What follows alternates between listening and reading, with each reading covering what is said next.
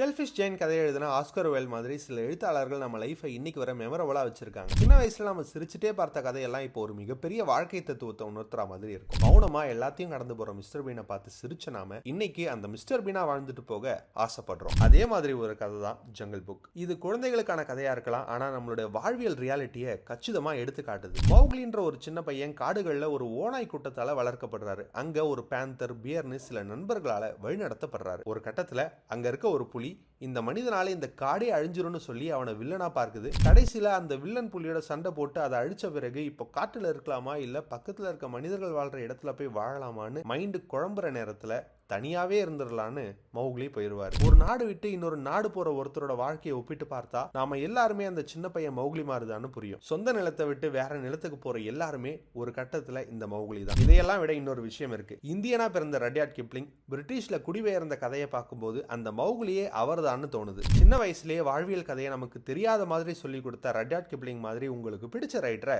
கமெண்ட்ல சொல்லிட்டு போங்க.